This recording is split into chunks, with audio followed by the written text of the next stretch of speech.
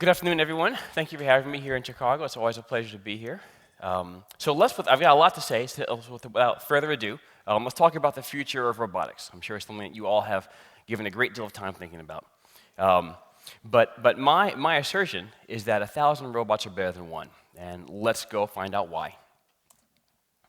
So, part one, this is a talk in 4 parts. The robot revolution has already begun. Some of you see them every day. They may be disguised as things like airplanes, vacuum cleaners, cars. So there are many cars that can do a pretty good job of parking themselves. Self-driving cars will happen. You will see that. Let's go through a few of the ones that are very popular. Here's one right here. This is the iRobot Roomba, and its job is to clean floors. I've not talked to them in a while. When I last talked to them, they were at around 3 million. They were getting close to 3 million of these robots sold. And by any measure of how well they actually clean floors, that's a huge success. Now, I am biased, but they do clean floors actually pretty well. The big breakthrough in this robot was realizing that, as a user, you don't care if the robot cleans the floors exactly once. You care if the robot cleans the floors at least once.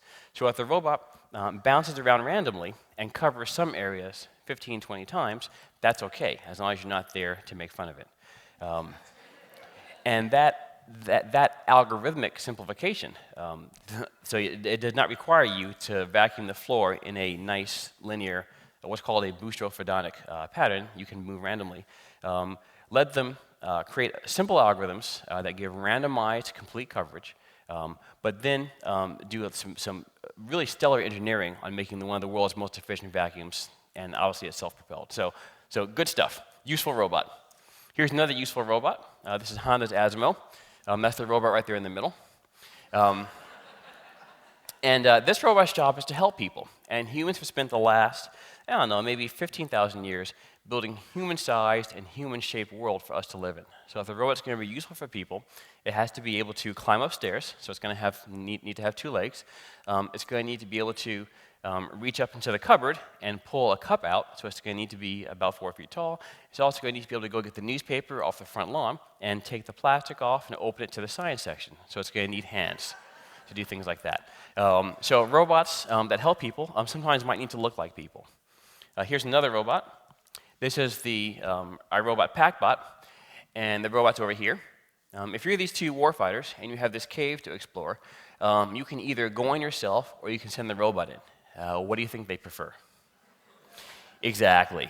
So here is one that's outfitted for explosive ordnance disposal, and that's how our robot sends them out, and that's how they come back sometimes. And regardless of your views on our current conflict, our foreign policy, what we're doing in countries overseas, this is far better than the alternative. And the postcard says, iRobot, thank you for all of your support. You have saved lives today. So that's fantastic. Okay. So these are the 3 famous Ds of robotics. These are tasks that are dangerous, dirty, and dull. I'll let you figure out which D goes to what task. But I assert there's a 4th D, and that's the D I'm working on, and that's the distributed D. So I'm interested in large numbers of robots, large populations that can really transform problems. Here's an example that you guys use every day and aren't aware of it. This is Kiva Systems. They just got bought by Amazon. And their job is to, what they set out to do and what they've done is revolutionize warehouse distribution. So instead of having people run through aisles, look for parts and pull them out and put them in boxes, the parts come to the people. The shelves come to the people. So in this picture, these orange things here are robots. And they drive around the warehouse with shelves on their heads. And there's a person over here wearing a red shirt, so you can get an idea of the scale. So the robots are about this big in size, and they're about this tall. So they drive around, and when you place it, when a shipment of new, what do you get from Amazon? Everything. So a shipment of new books comes in, as if they sell books still. And the robots line up. People take the books out of the boxes, put them on the shelves, and then the robots take the shelves into the warehouse. Where they go? They go away. No one really knows where they go. It doesn't really matter. On the other side of the warehouse, your box, your Amazon A3 box shows up.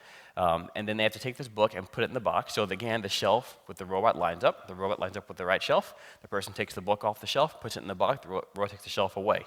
So you don't need to have people running through the warehouse, which means that you don't need to have things like light or heat in your warehouse. You need an empty open space where the robots can drop shelves off when they're done. So a transformative solution to the warehouse and distribution problem brought to you by robots. So I'm a fan of robots. I'm a fan of large numbers of robots. So what else can you do aside from deliveries from Amazon? Here's a forest fire. We just had a fire in Colorado that took the lives of 17 firefighters. It would have been awesome to have robots out there who could tell them that, hey, there's a blaze behind you. I've scouted it out. You guys need to get up and move. Or even just put the fire out if it was small enough for them to handle. So robots would be great for forest fires. Here's another example. Here's an earthquake. So here's a job that humans are uniquely ill-suited to perform. We're either too weak to lift the rubble off of a survivor should we find them, and we're too big to get into the rubble to find survivors. So I imagine for this problem a whole ecosystem of robots. I imagine maybe 10,000 cockroach-sized robots. Now, remember I live in Houston now, so a cockroach to me is something about like this. Imagine 10,000 cockroach-sized robots who go through the rubble looking for signs of life. They then relay their findings to maybe half a dozen rat-sized structural engineer robots. And they are smart. They go through the rubble, figure out where the building has collapsed, what material is on top of the person, and compute the excavation strategy to get that person out. They then relay their strategy to a bunch of Brontosaurus-sized heavy lifting robots. I'm sorry, Brontosaurus is gone. Apatosaurus-sized Apatosaurus-sized heavy lifting robots, who then can then do the dexterous manipulation to get the rubble off of the survivor. So this would be fantastic. Here's a job that humans just cannot do. Robots can help us do this. But my favorite application is sending robots to Mars. And right now, we have 2 robots on Mars. What would happen if we had 2,000 robots on Mars? Well, it might look something like this. So let's start our robot demo.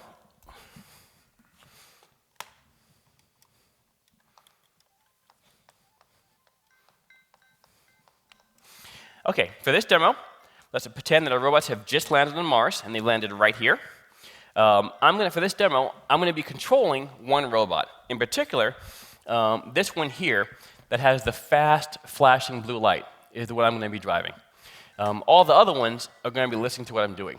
This one over here who looks like it's been bad, this one is my relay that sends my commands from my remote control to the rest of them. But just to be clear, the only one I'm driving is that one. In a real application, we wouldn't want to be driving the robots at all. We'd want to let them free and off and do what they want to do and have them come back to us with their findings. For the sake of a snappy demo, I need to be in charge. Okay, so if we just landed on Mars, the first thing we need to do is we need to send the robots off to work. So let's send them off to work.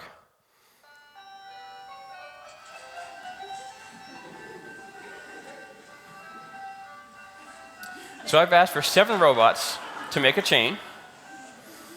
I don't care what 7 I get, as long as it's 7. And I should end up with a group of 7 robots. One got a little caught. Yeah.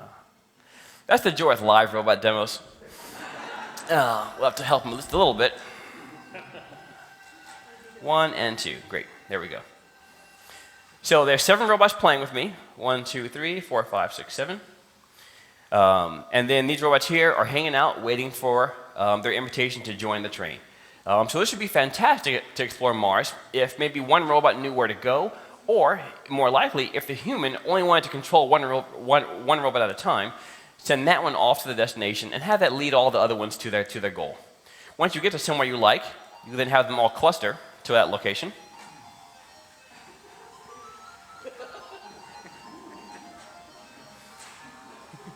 The robots are using infrared light to communicate. Their range is about 3 meters. I'm sorry, about 1 meter, about 3 feet.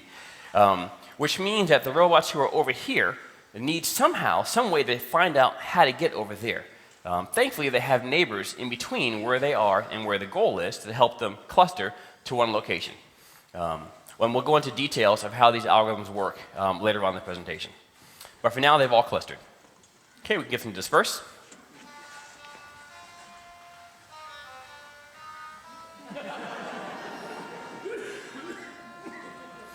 So the way this algorithm works, again, it looks for neighbors, but now instead of moving toward them, it wants to move away from them. Their communications work the same way as your remote control talks to your television, except the range is only about 1 meter, and they can also figure out not just who they're talking to based on the messages they send, but they can figure out how far away and what direction they're talking to. So if I'm a robot, if I'm this robot in particular, I will receive messages from all the robots around me within a meter from this one, and I can tell who's talking to me, and I can tell where they are relative to my coordinate system. There's no camera, there's no GPS, there's no big central controller. It's just local controllers making all this happen. Okay, let me actually demonstrate one last thing, actually. One more thing. I'll move this here for a moment.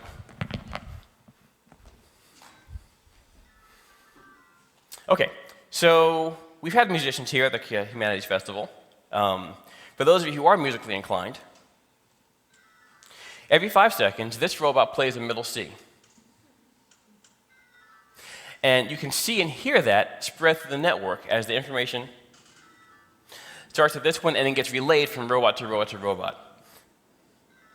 The speed that it moves is the actual speed of communication.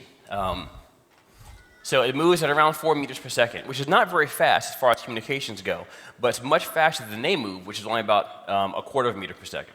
So they're able to keep their network up to date as they move. Okay, so we've explored over here. Let's get them to come over here. So this is a very simple flocking algorithm. I thought that this was, so if you notice this, these ones over here, they're not quite staying cohesive, they're kind of spreading out, it's not quite working all that well. So I thought, you know, I'm a grad student, I'm a smart guy, I'll fix this. So the solution I came up with is, let's get these robots on the perimeter to form a boundary and to have a surface tension to keep them all together. And I figured I'd be done in a week or two. 9 months later, I had a nice chapter of my thesis, but I did not finish the algorithm. And that's the joy of being a professor now, is that one of my students is actually finishing that as part of his thesis. So, okay. So now that we have one of the joys of being the project manager is that I get to pick all the music. So we've explored, and now we have gotten them spread out. Let's say we find something interesting on Mars. Let's say we find, I don't know, a shoe. That would be breakthrough science to find a shoe on Mars. I would leave my shoe here, but that would be uncomfortable. So if that robot finds something interesting, how can it get help from that one, for example?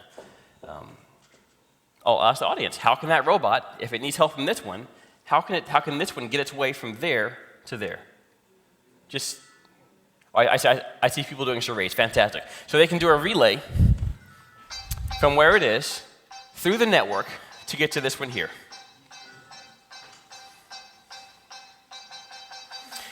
And then a mean engineer comes and moves the robot. But that's okay. The network is dynamic. It has to be. The robots are moving all the time. So as soon as I put it down, it starts sharing messages again, and then the network rebuilds, and the robot can now navigate its way back up to the source again. Ta-da! Okay, so let's see. So we've analyzed our fossil. Let's split up into 3 groups and get some work done in different groups. So I've asked,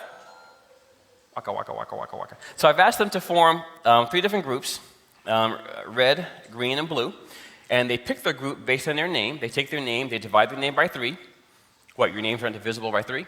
Their names are just numbers. So 63 divided by 3 gives a remainder of 2. That can't be 63. 83 divided by 3 gives a remainder of 2, and then that lets them know that they're blue. So they join their groups, and then they get away from other groups. This kind of silliness, you have to be very zen in the art of robot programming, because eventually they'll settle into the correct configuration. But you often can't demand that they do it right away. So if you're more patient than they are, you end up with 3 nice clumps. Okay. So now we're going to do some orbiting. So we've done some clumping. We've got some work done. Now we need to defend our findings from other robots on Mars. Dead batteries. So even-numbered robots are clustering to form a tight perimeter. Odd-numbered robots are going around the whole group. So now the fossil is secure. It's secure against anything that's scared of a 5-inch tall robot.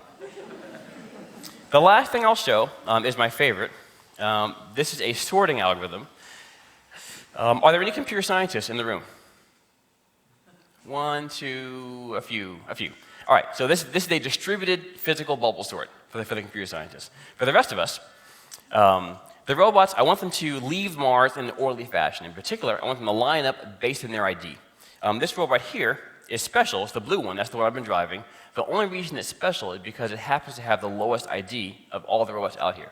They're all trying to be the leader, but when they get a message from a robot that has a lower ID than they do, then they lose their leader status, and they're no longer the leader. There is similarly another robot out here that is the highest ID. I think I have 113 here with me today, although I don't see it out here now. That one will become the high robot, and that will stay put and leave its red light on. All the other robots will be neither the lowest nor the highest, and they will flash their green light. What they're looking for is, among their neighbors, they want to find the highest ID that's less than theirs and the lowest ID that's greater than theirs. So that's their predecessor and their successor in the sorted list. If they move in between those two robots, they'll be in the right order. They'll also be in a straight line of 3 robots. So if those 3 robots make a straight line, and then all the robots around them are doing the same thing, you end up with all these little straight line segments, and then globally, you get a globally straight line. So essentially, it's a physical inductive proof. So off we go. So there's 100, so 113 must have died then, indeed. And they sorted, and they actually sorted themselves really quickly this time. So it wasn't all that much fun to watch.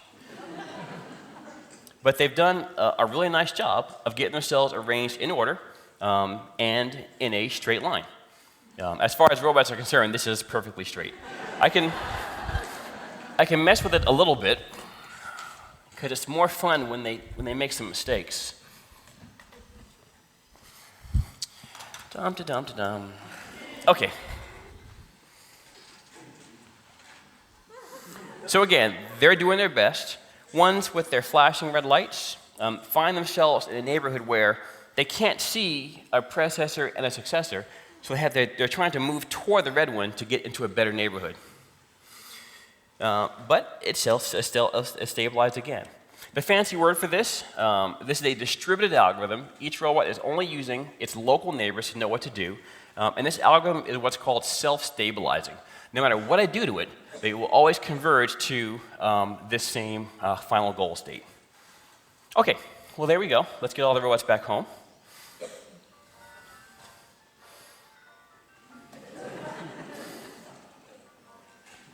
And they've all gotten themselves back home. I'm going to help them out a little bit because we need to move this right along. Well, there we go. There's our robot demo.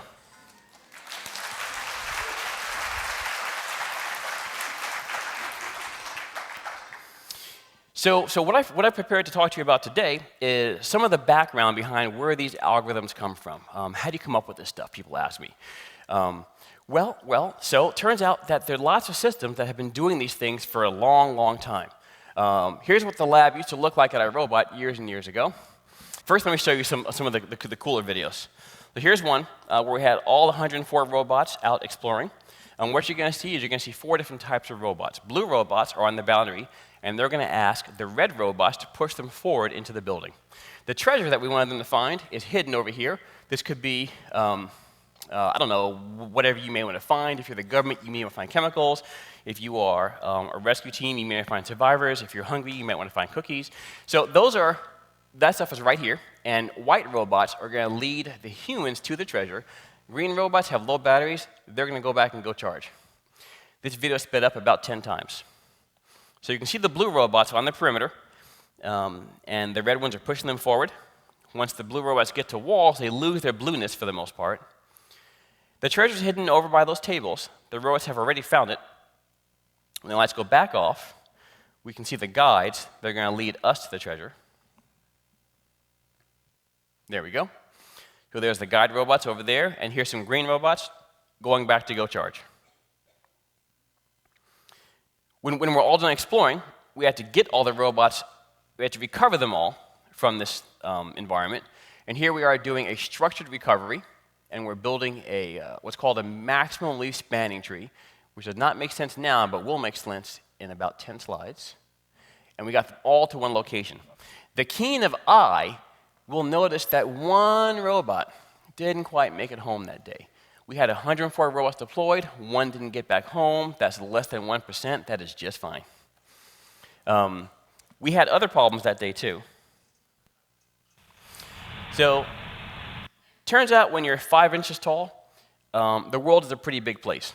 So we tried a bunch of clever techniques to get them keep them from getting stuck in their vents, and eventually we just walked around with duct tape and taped them all over. That worked far better. Okay, so where do these ideas come from? These ideas come from nature. And we can't often copy nature, but we can be inspired by nature. In particular, we can look at natural systems and we can know that these solutions must work because we can look at them work in insect colonies in particular. On the left, these are leafcutter ants doing a team cut to cut through a twig. On the top right, those are Ecophila, those are weaver ants. They're pulling a leaf together to make a tent to sleep in for the night. Bottom right are carpenter ants tending to their young. These were my pet ants up until about 2 years ago when they tragically met the end of their life. Very sad. But we made a nice little ant memorial that we put out in the front yard for them. And she was 13 years old, I think, when she died. So very long-lived queen. Okay, so are robots really anything like ants? And the answer, of course, is no. Ants are very, very complicated. They're very sophisticated. But from a computational point of view, from an algorithmic point of view, there are some similarities. They all have this basic notion of computation. There's information that they can sense that is local. There's computation that goes on inside the animal or the robot's head, and then there's some actuation. There's something they do to the world, but that effect is also local. No GPS, no cell phones, no long-range communications. So everything is local. So from a very, a 30,000-foot point of view, these things start to look about the same. When you zoom in and do some careful comparisons, local sensing, check. Limited local processing, check. No central processing or storage, check. 2D-ish, and if you talk about honeybees can fly, but they don't fly very high. So it's basically two-dimensional mobility, check. But there's some big differences. Insects are complex and highly functional. Our systems are simply and mostly broken. Insects, ants in particular, have been doing this for at least 120 million years. We've been doing this for about 50 years. For multi-robot systems. Biologists, when they're programming and studying animals, well, first of all, they can't program them, and they cannot connect little USB connectors to them and see what they're doing.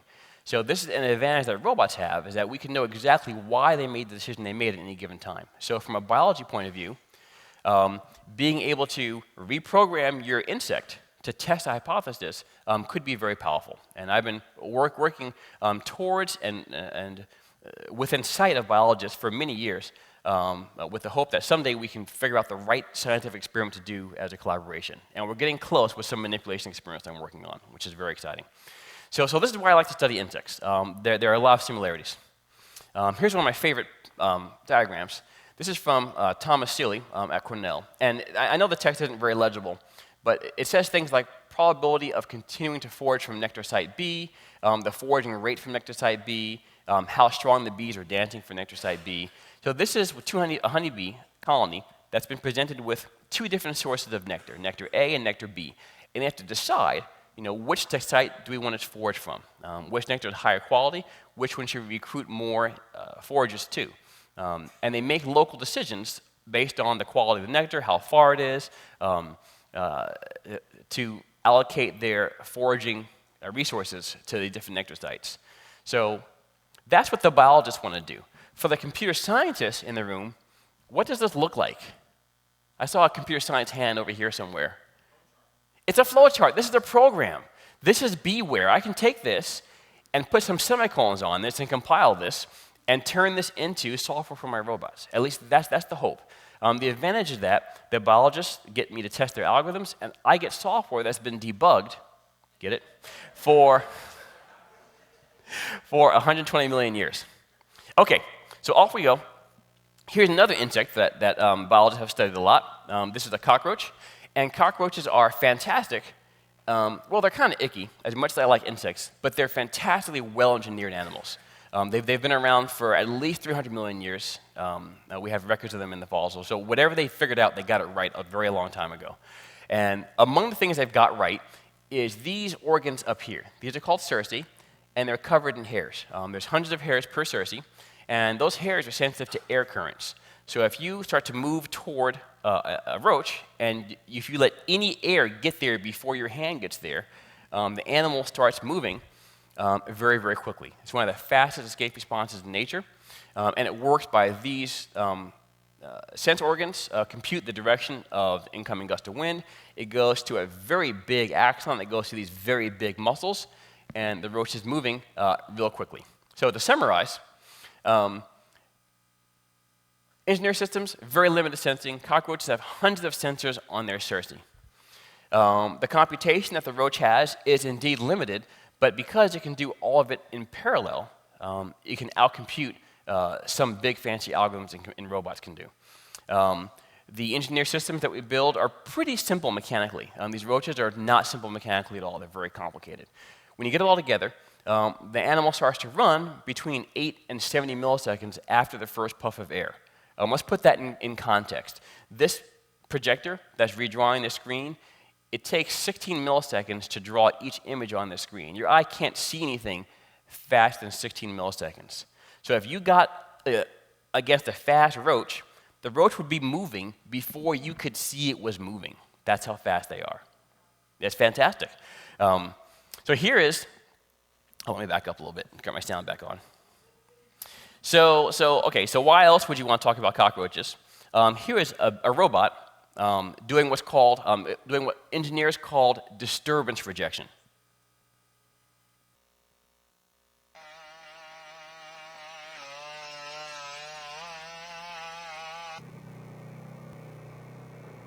So we call this disturbance rejection. That engineer disturbed his robot by kicking it, and the robot corrected and got itself standing upright again. This robot was designed by Boston Dynamics to transport heavy equipment for soldiers into combat. And right now, I think it's carrying 50 kilograms here, or maybe carrying 100. I think the spec is 100 kilograms. That's 100 kilograms. But the important thing was that you could hear it recovering. You could see that the disturbance came, the robot recovered, and it recovered, pretty quickly. The sound you heard, by the way, was the, I think they were using a BMW motorcycle engine to power the thing, which is important because you need a lot of power, and you can't just put it all on batteries. So you need something that generates a lot of power to make it go, also to compress air for the pneumatics. Okay, so let's look at a cockroach respond to a similar disturbance, shall we? Here's a cockroach. And this cockroach has a cannon on its back. They do that sometimes. And the cannon fires broadside, right here. You can see the BB. And you can see the recoil has tilted the insect sideways. But within 2 steps, the roach has already got itself straightened out again. The BB hasn't even finished bouncing, and the animal's already going straight. And when they looked at the response of the animal, the response to the disturbance happened faster than the escape response, faster than the fastest response they know this animal can do. It was already correcting its motion. So the total recovery is 27 milliseconds, but it started a lot sooner than that. And the question they had was, how are they able to do this? How is this animal able to finish to start the motion faster than that? And the answer is they have the way their skeletons are designed. They're able to, very much the same way actually a bicycle is stable if you take your hands off the front wheel. Their legs and their joints have springs in them, and those springs, what's the best way to explain this? Imagine a pendulum in molasses. That's a good explanation. So a pendulum, it's in molasses, and if you poke it, it'll move a little bit, and eventually it'll come right back down. But they do that, and they do that without thinking at all. So the punchline is that if you have the right body, you can build very good motion algorithms for your robots. The last slide I'll show is one of my favorite pictures, and I want to build this. So we have these really big potato chips in my lab, and I want to get the robots to move them around the lab. So here are some ants doing it, and where they're not using GPS, they're not using cell phones, but somehow they're able to coordinate and cooperate to get things moved around the lab.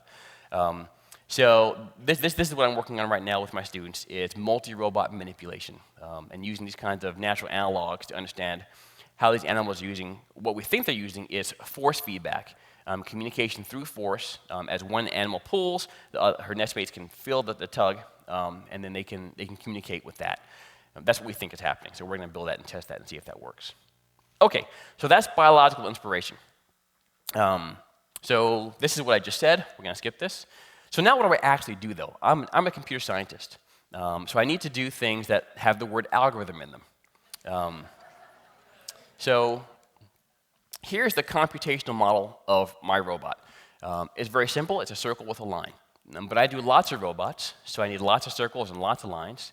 Each robot has a limited communication range that lets it talk to other nearby robots.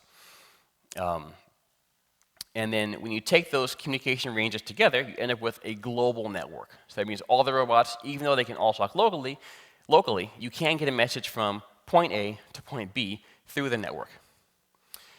So if you want to send a message, for example, if you want the robots to navigate to the source of a message, this one sends it to these, which then send it to these, which then send it to these. So you build a structure that computer scientists called a tree. This is the root of the tree, and the information flows down toward the leaves of the tree. So if you want to navigate, if you are right here, you can look around your neighborhood and say, well, these guys are further from the source than this one. I'm going to move toward the road that's closer. So it moves, and then this one can make the same distortion, look at its local neighborhood, and decide to move toward this one. And as the robots make steps toward the source, they eventually will get to the actual robot that is the source, and they'll be able to come back home. So now you can have long-range navigation using this communication technique, using this communication tree. Here's how the robots recover themselves in the video that you saw. So there was a source of information way down here, and that created this tree with these blue lines here. This is a special tree. This is what's called a maximum leaf spanning tree, where each black robot, is able to communicate to at least one blue robot. And then they can move back home, leaving the blue robots behind as scaffolding. When the blue robots have no more black robots who are using them as scaffolding, then they can come back home too. So the whole thing collapses on itself in a nice, orderly fashion. And here is that collapsing happening in an orderly fashion. This is a disorderly collapse, where they all just made a mad rush toward home. That didn't work very well. But when you do an orderly collapse, the robots will navigate themselves safely back home. I'm going to skip the rest of it because I'm running a little on time. You also saw the robots sorting themselves. So here they are, lowest ID, highest ID. Here is robot 5. Robot 5 wants to go between robots 2 and 9. Well, this is an easy problem to solve. You just move right there, and now we're sorted. That's easy. When you have more robots, it looks more complicated, but it's not. Robot 5 is going to move between 3 and 7. Robot 7 is going to move between 5 and 9, and 3 goes between 5 and 7. So we do that. They still look unsorted, but they are closer. We do another move, and we end up with a very good approximation to a sorted line. So that's how that works. Here's the video, but you've already seen it, so we'll skip. And now we're at the part, my favorite part in the presentation. Because you are now all experts on distributed algorithms, I'm going to ask you guys to come up and run one. And we need 8 volunteers. So let me get 8 people to come on up. Let's get some hands, please. Anybody? Come on. Please. And ideally, we can get a gender balanced group. I think you guys need to go this way. Follow Tiffany, get on stage. Yeah, that's not 8 people. Let's try to get to 8. 1, 2, 3, 4. All right, everybody gets a card. I'm going to put you in charge of the calculators. Everybody gets one. And I will hand out the cards.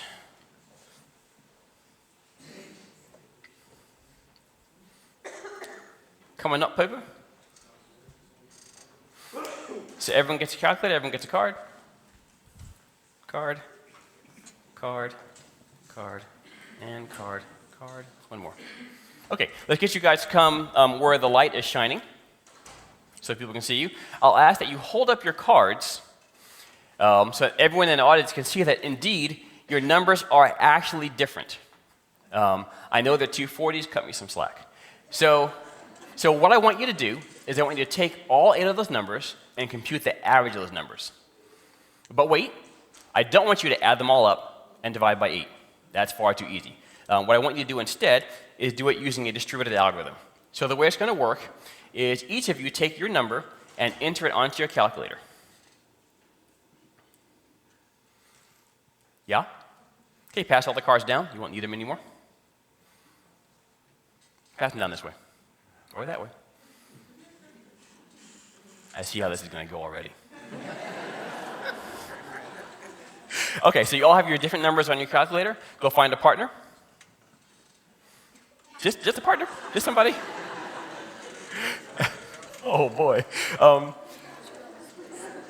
That's okay. Just take that out. Okay, so with your partner, you got partners? Okay, so compute an average between the two of you. So you take his number, add it to yours, divide by 2. He takes your number, adds it to his, divides by 2. And the two of you end up with the same number when you're done on your calculator.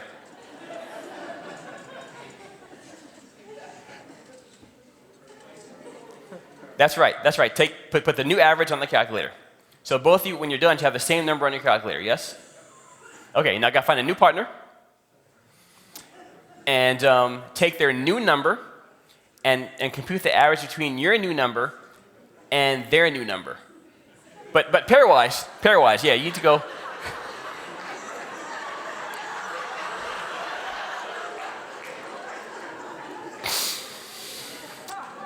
I have done this dozens of times.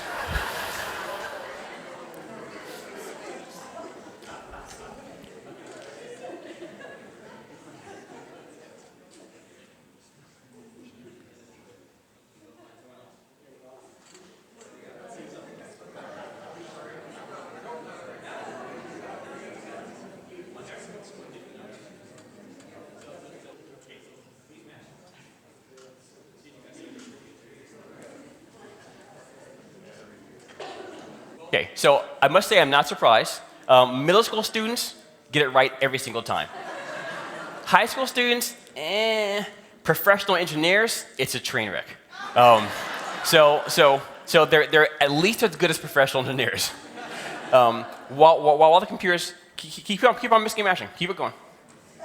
So while the computer's running, I've got some time for a few questions, and then we'll take some more questions at the end. What you're doing. I've been with middle school students for decades, and robotics now is so hot, so thank you. I've got a question that the vents made me think of. You put duct tape over the vents to solve the problem. What if that was a crevasse in Mars?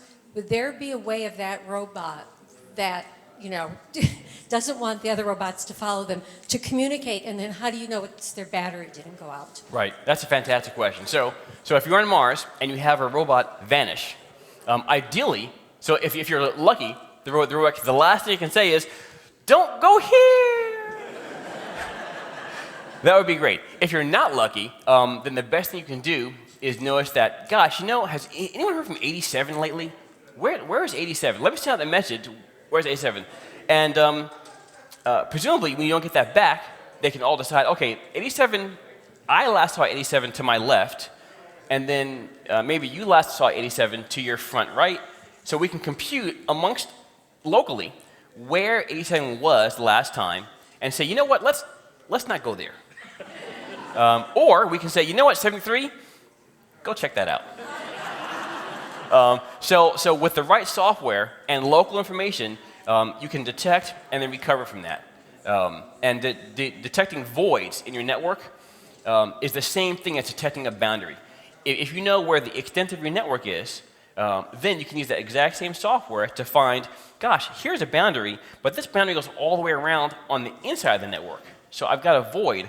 Somehow in my network, something bad is here. Let's not go there. Maybe it's just a rock. Maybe it's a big giant hole. Hi. I'm actually researching robotics for the electric utility industry. I'm working to integrate them into that industry, and it happens to be an industry that's behind the curve right now. I know that the automotive industry and the military has long been there. I'm curious, though, with your research, what industries do you see using robotics soon that hasn't before? The thing that is the next thing on the horizon that I can see clearly is healthcare robotics, in particular for things like stroke rehabilitation and physical therapy, where the basic thing that the patient has to do is repetitive. You know, lift this thing 10 times.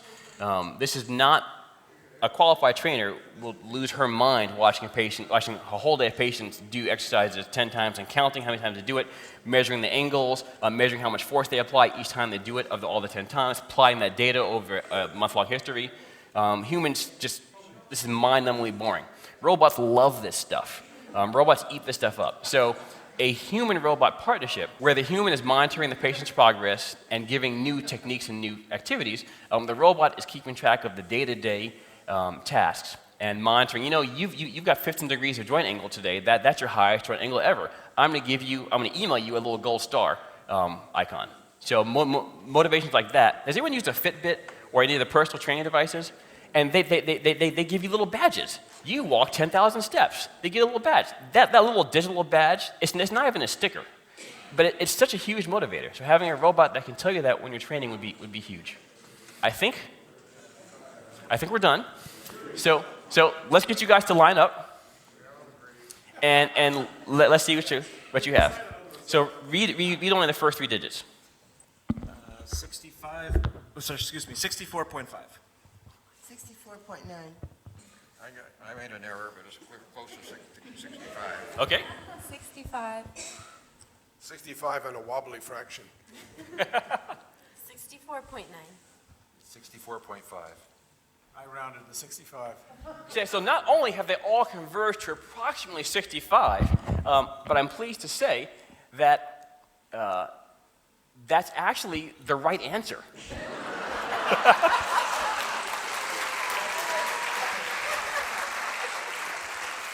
Okay, so let's talk a little bit about how that works. Thank you all. Please drop off the calculators here.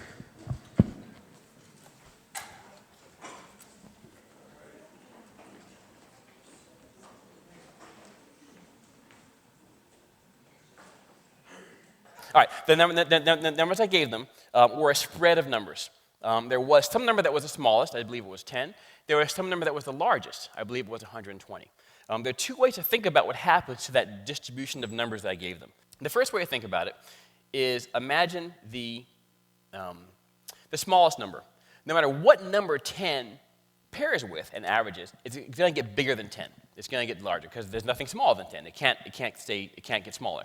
Likewise, for 120, no matter what number 120 averages with, it's going to get smaller. So you can imagine that as the smallest and the largest numbers get bigger and smaller respectively, they squeeze all the other numbers in between them.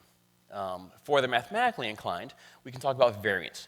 The variance of all the numbers is a measure of how spread apart they are.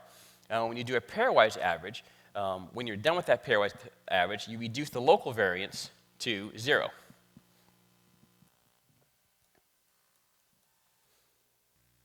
Oh yeah, here's a proof. And this is, by the way, the simple proof. Here's the real proof. Very fancy paper that I understand about 2/3 of. And here's what I'm trying to explain. So robot 10, no matter who it averages with, is going to get bigger than 10. Likewise, 120, no matter who it averages with, is going to get smaller than 120. The variance is the measure of how spread apart all the numbers are. So each pairwise average reduces the global variance by some small amount. So the global variance gets a little smaller. And then you do another pairwise average, it gets a little smaller again, and so forth and so on, until all the numbers are squeezed into a really small place. And that eventually will get them all to the same number. So why do this? Well, honeybees do this all the time. In fact, when honeybees and ants are sharing food with each other, the act of sharing food causes them to have an average amount of food between workers. And that gives them a global measure of how hungry the whole colony is. So if I'm a honeybee, I can make a local decision to go get some food. And I know that I'm making a local decision based on global information. So they can make decisions that benefit the whole group because they've been averaging food for the past X number of days. Okay, so that's the end of distributed averaging and swarm school. Let me quickly wrap up this talk. So I'm going to end briefly with my notion of robots for everyone. What are robots good for? And here's my wife's fifth grade science classroom. And this is the planted picture because it doesn't exist yet, and I want to make it exist. So here's her reply she's got. She's got some seeds and some droppers. And look, robots, a drawer of robots. So my goal is to make robots as interesting as seeds and droppers. AKA boring. I want robots to be everywhere, to be used for everything. So why? Well, education needs a lot of work right now. We have all these list of problems in education: policy, politics, funding, crumbling infrastructure, our dim public view of educators and education, counterprotective social pressure on young students to steer them away from technical careers, a curriculum that can be uninspired, and amazing absence of fun in technical education. So I can't deal with these four, they're out of my pay grade, but I can address the bottom three, and robots to the rescue. So I want to increase engineering literacy with a fun, hands-on curriculum, work in physical systems, multidisciplinary, reach across gender and race barriers. Turns out robots don't send women and minorities packing the same way, I don't know, video games can. Okay, so here's my plan. Robots like this. Here's one of 90 that we've got built so far in our lab. And they have pretty much the same hardware and software that these robots have, except they're $200 instead of $2,000. So they're available now. You can buy them if you want to. We're trying to get a good production run up so we can build them. We can build them in hundreds of quantities as opposed to dozens that we do. Lots of sensors. I won't belabel the details. You can see it on the webpage. But the key is that lots of sensors, which means lots of cool curriculum. In particular, also a very simple design. 3 plastic parts, 2 circuit boards is as easy as you can ever make a robot. So lots of fun to build these things. Okay, so what can you do with these things once you have them? Well, you can teach grad students stuff. Here's results from my grad class on robotics.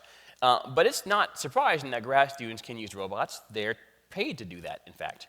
But what is more surprising is when you give them to undergrads. So here's robot Quidditch.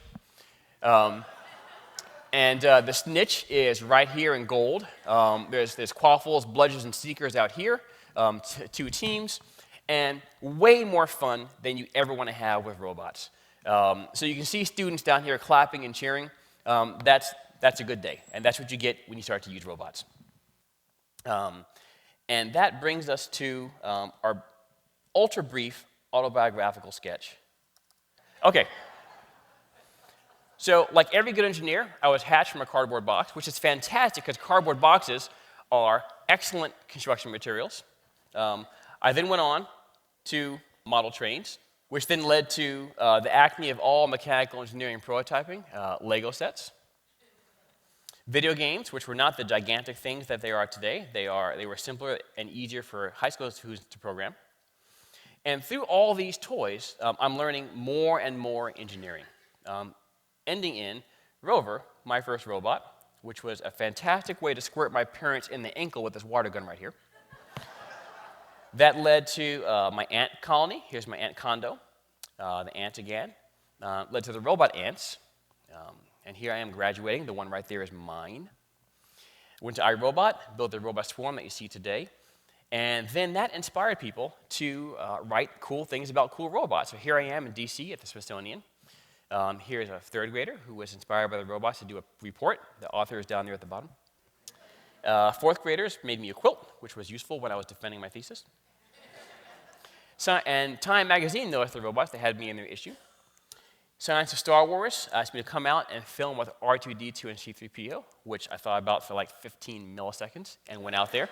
That leads to this pithy quote, which is, "A master in the art of living draws no sharp distinction between work and play." So I want to encourage everyone to play hard. Thank you.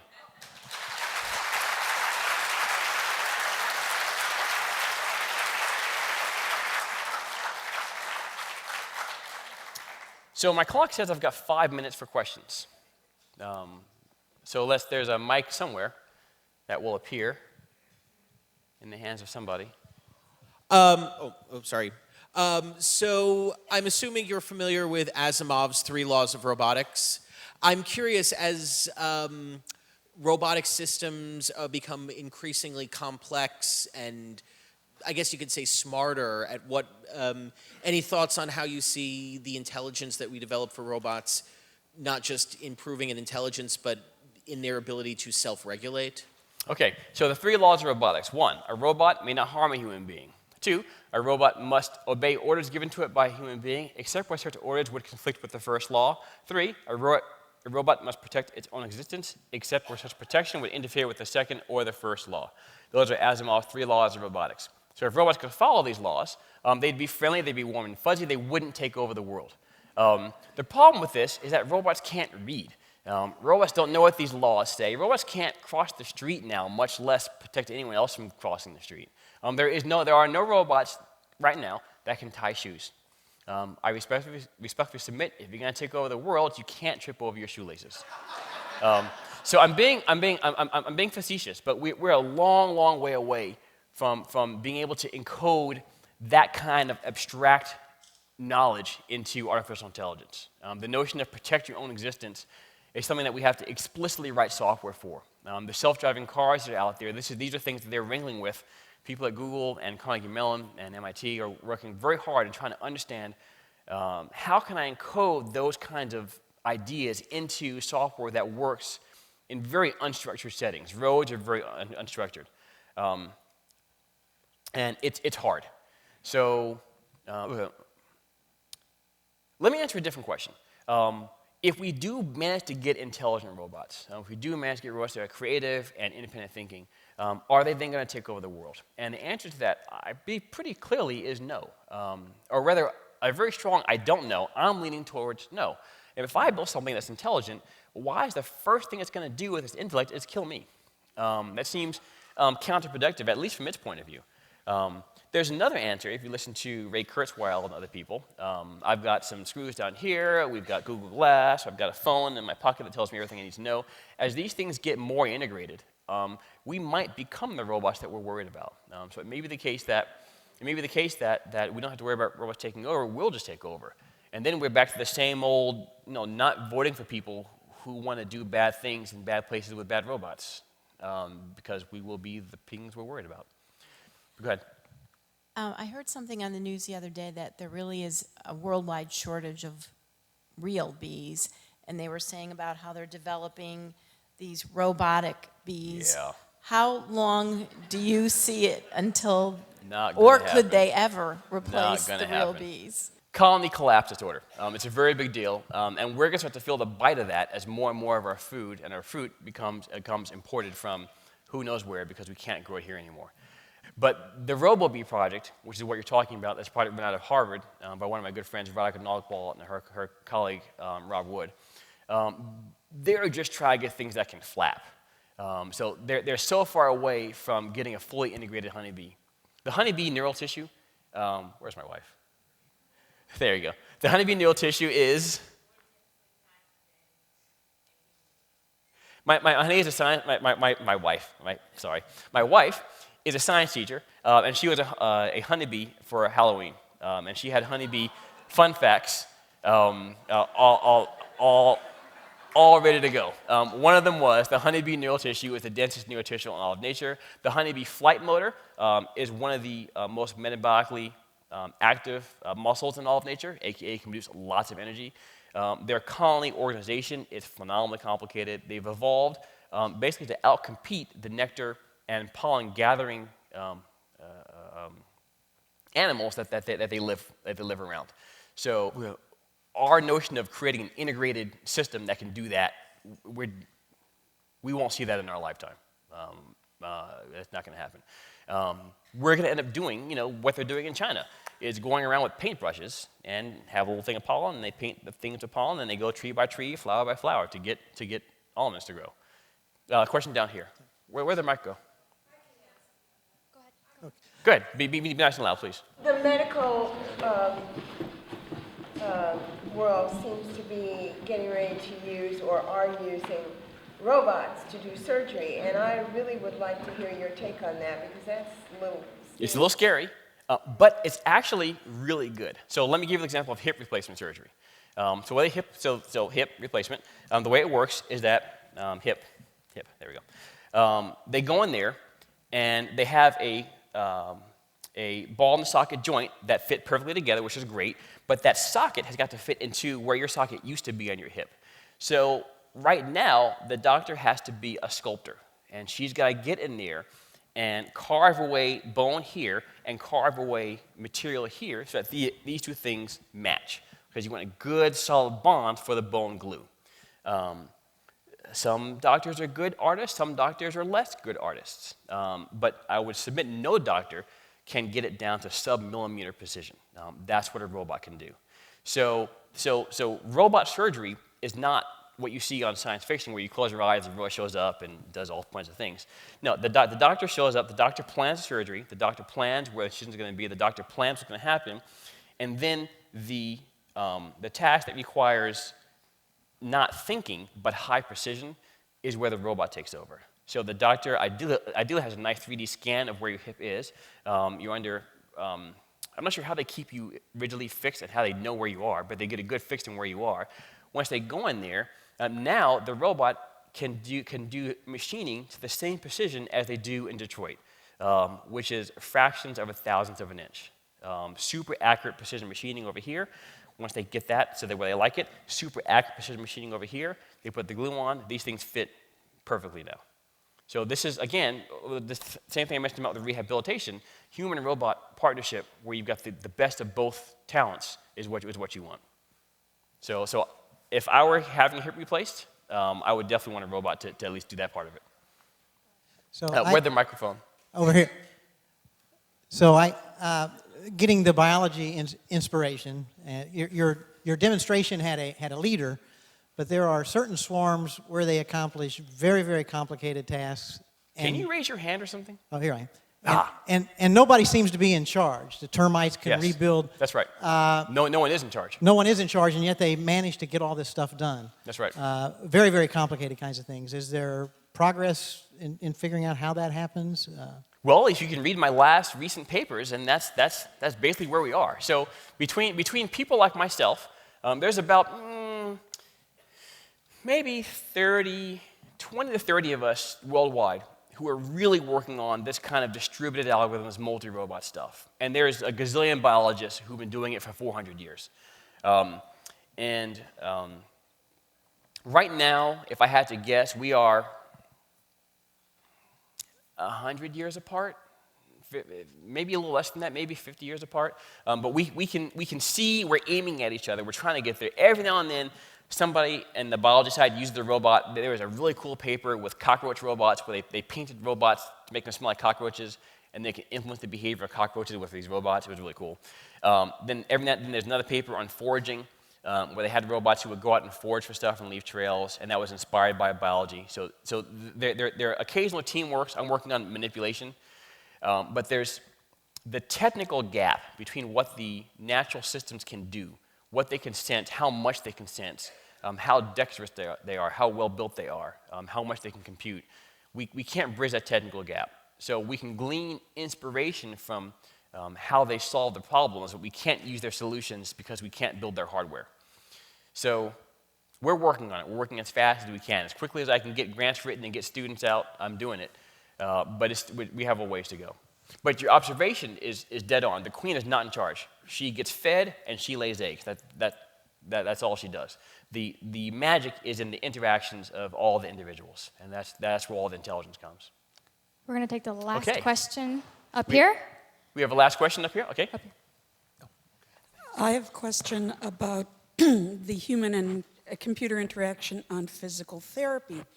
Your physical therapist works through a lot of sensory input for identifying pain, not just seeing if you're doing it wrong. How do you get that kind of sensory knowledge into the computer? The short answer, okay, the really short answer is that you don't. And you actually don't want that. You want the physical therapist there doing evaluations, touching the patient, messing with the patient. I went snowboarding. and I fell, and I put my elbow back, which was, I tried to stop my fall, which is not, don't, snowboarding, falling, just roll. So once they put my elbow back in, and then I was doing physical therapy for a few months, and eventually my wrist started hurting. I didn't know why my wrist was hurting. I was doing their exercise, I was following their plan, but the pain in my wrist was really causing a problem. So I went to the guy, and he looked at my wrist and was like, oh, pop the bone back in, and the wrist was fine. The robot could never figure that out.